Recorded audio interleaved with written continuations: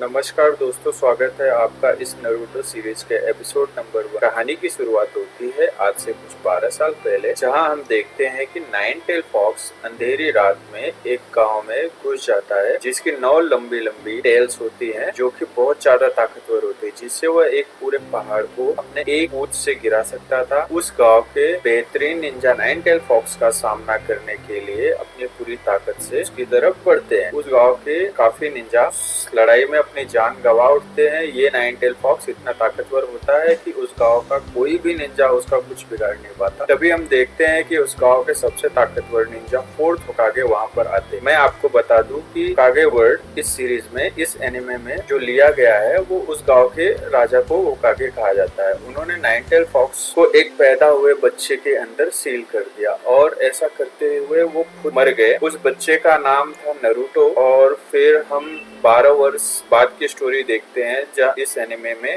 और वो बड़ा हो जाता है। नारुतो जो रहता है वो बड़ा हो जाता है और बहुत सारी शैतानियां करने लगता है, इतना ज्यादा कि वो अपने विलेज के महान होकागे स्टैचू जो रहती है उस पे अजीबोगरीब पेंटिंग्स बना देता है। उससे परेशान होकर गांव के लोग लॉर्ड होकागे के पास उसकी कंप्लेन लेकर जाते हैं कि फिर से वो शैतानियां कर रहा है। उस विलेज के निंजा नारुतो को पकड़ने की बहुत कोशिश करते हैं, पर वो उसे पकड़ नहीं पाते क्योंकि नारुतो एक ट्रिक से दीवार में छुप जाता है। उसके निंजा एकेडमी के टीचर इरुका सेंसे वहाँ आ जाते हैं। वो नारुतो से कहते हैं कि तुम यहाँ क्या कर रहे हो, तुम्हें क्लास में होना चाहिए। उसके बाद वो नारुतो को वापस क्लास रूम में लेकर जाते हैं। नारुतो बंधा हुआ होता है। ऐसे में अचानक से टेस्ट के बीच में से चले जाने की वजह नारुतो को बहुत सारे डांट पड़ती है। उसके साथ सभी स्टूडेंट को दोबारा टेस्ट देना पड़ता है। उस दिन ट्रांसफॉर्मेशन का टेस्ट होता है। इस टेस्ट में किसी और के रूप में बदलना होता है। तो सबसे पहले जो स्टूडेंट आती है उसका नाम होता है साकुरा हारुनो, और वो हमेशा वो हमारे इरुका सेंसे के रूप में बदल जाती है। और वो टेस्ट में पास होने के बाद बहुत हो जाती है और उन्हें पता चलता है कि उसके अंदर एक और साकुरा है जो खुशी से झूमने लगती है। इसके बाद जो स्टूडेंट आता है उसका नाम होता है सासुके उचिहा। उसे क्लास के सब लोग बहुत पसंद करते थे। वो क्लास का टॉपर होता है। उसके बाद इरुका सेंसे के रूप में वो भी ट्रांसफॉर्म हो जाता है और वो पास हो जाता है। फिर बारी आती है नारुतो की। नारुतो की वजह से सबको दोबारा टेस्ट देना पड़ता है, इसलिए सब नारुतो से काफी नाराज रहते हैं, सिवाय एक लड़का।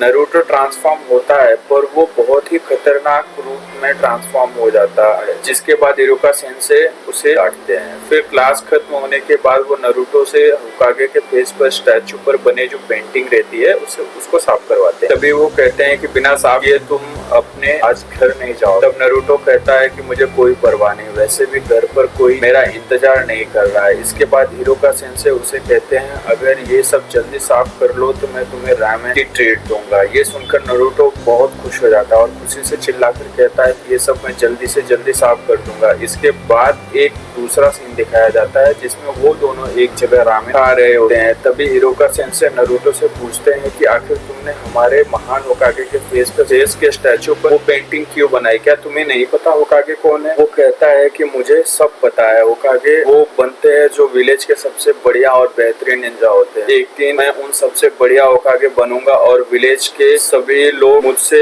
बात करेंगे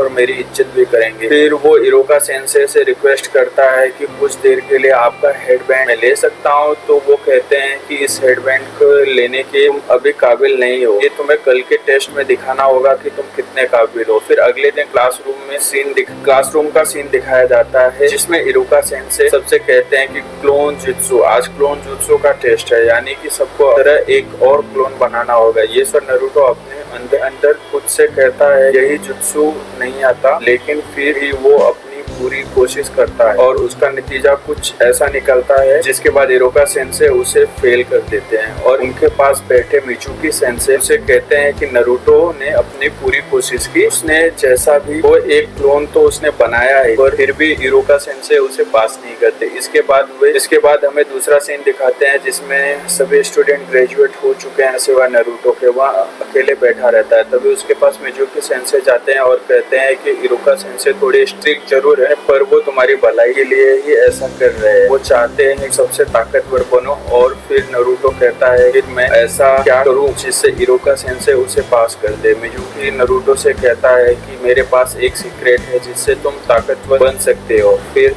हमें उसी दिन रात का सीन दिखाया जाता है जिसमें मिजुकी सेंसे इरुका सेंसे के घर जाते हैं और कहते हैं कि मैं लॉर्ड होकागे ने बुलाया है। नारुतो ने स्क्रोल ऑफ सीलिंग को चुरा लिया है। इसके बाद सभी निंजा लॉर्ड होकागे के पास इकट्ठा होते हैं और कहते हैं कि पानी सर से चला गया है। हम हमेशा नारुतो की शैतानियों को नजरअंदाज करते हैं पर आज रोशनी वो पार हो गई है। लॉर्ड होकागे सबसे नारुतो को ढूंढ कर वापस लाने को हैं। इसके बाद दूसरा सीन दिखाया जाता है जिसमें नारुतो एक सुनसान जंगल में स्क्रोल ऑफ सीलिंग पढ़ रहा होता है और वो उसमें पहले जुत्सु देखता है मल्टी शैडो क्लोन जुत्सु। और वो कहता है अरे यार इसी जुत्सु में सबसे ज्यादा कमजोर हूँ। तभी इरुका सेंसे वहाँ आ जाते हैं और वो नारुतो को देखकर कहते हैं कि तुम मुझे बताओगे कि तुम इतनी रात को स्क्रोल ऑफ सीलिंग के साथ यहाँ क्यों हो। नारुतो कहता है कि जुत्सु सीख रहा हूँ जिससे आप मुझे पास कर दो और ये आइडिया मुझे मिजुकी सेंसे ने दिया। ये सुनकर इरुका सेंसे मिजुकी सेंसे के बुरे इरादे के बारे में जान जाते हैं। तभी वो देखते हैं कि 3 कुनाई उनकी तरफ आ रही होती है। इरुका सेंसे देख लेते हैं और वो नारुतो को खेलकर से वहाँ से हटा देते हैं, लेकिन वो कुनाई इरुका सेंसे को लग जाती है जिससे उन्हें काफी चोट लगती है और वो कुनाई और किसी ने नहीं मिजुकी सेंसे ने फेंकी होती है। और ये सब देखकर नारुतो चौंक जाता है। फिर मिजुकी नारुतो से कहता है कि वो स्क्रोल ऑफ सीलिंग मुझे दे दो। साथ ही साथ नारुतो से 12 साल पहले हुए हादसे के बारे में वो बताता है कि फोर्थ होकागे ने तुम्हारे अंदर वो 9 टेल फॉक्स को सील किया है। ये सुनकर नारुतो मन ही मन कहता है कि तभी विलेज के लोग मुझसे इतनी नफरत करते हैं। अचानक से मिजुकी सेंसे ने नारुतो के ऊपर एक बड़ा सा सुरिकेन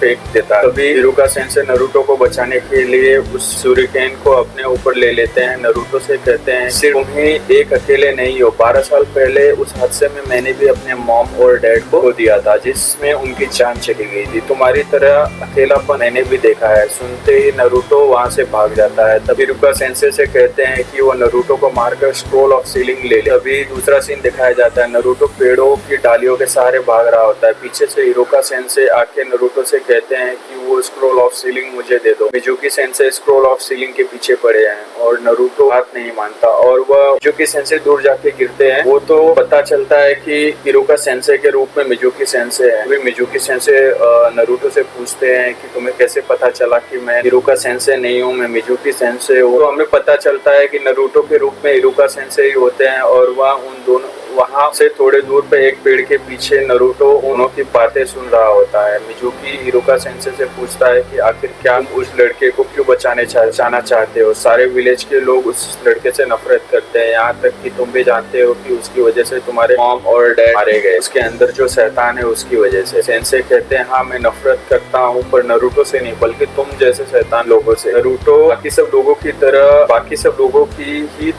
और साथ ही साथ बाकी सब लोगों तरह ही है। नारुतो बाकी सब लोगों की तरह ही है और वो सबसे खास स्टूडेंट है। उनकी बातें सुनकर नारुतो की आंख से आंसू आ जाता है। तभी इरुका सेंसे से कहता है कि मैं सबसे पहले नारुतो को मारकर स्क्रोल ऑफ सीलिंग लेना चाहता था पर लगता है तुम्हें सबसे पहले रास्ते से हटाना पड़ेगा। ये सुन के हटाना पड़ेगा और वो उनकी तरफ हमला करने के लिए बढ़ता है। नारुतो वहाँ आकर मिजुकी सेंसे के मुंह पर अपने घुटने से मारता है और कहता है कि खबरदार अगर मेरे सेंसे को तुमने हाथ लगाया तो हाथ लगाने का सोचा तो अंजाम बहुत बुरा होगा। मिजुकी सेंसे से कहता है कि मैं तुम्हें एक मुक्के में ढेर कर सकता हूँ बच्चे। तभी वो होता है जो किसी ने नहीं सोचा होगा। नारुतो कहता है कि multi shadow clone jutsu. Naruto एक नहीं बल्कि कई सारे क्लोन में देखते ही देखते बदल जाता है और ये देखकर इरुका सेंसे कहते हैं कि यह सिर्फ क्लोन नहीं ये हार्ड कॉपी है, ये एडवांस निंजुत्सु है। तभी नारुतो के सभी क्लोन्स मिलकर मिजुकी सेंसे को इतना मारते हैं कि उनकी हालत खराब हो जाती है। फिर इरुका सेंसे मन ही मन कहते हैं कि नारुतो हम सबसे अलग है, शायद वह एक दिन सबसे ज्यादा ताकतवर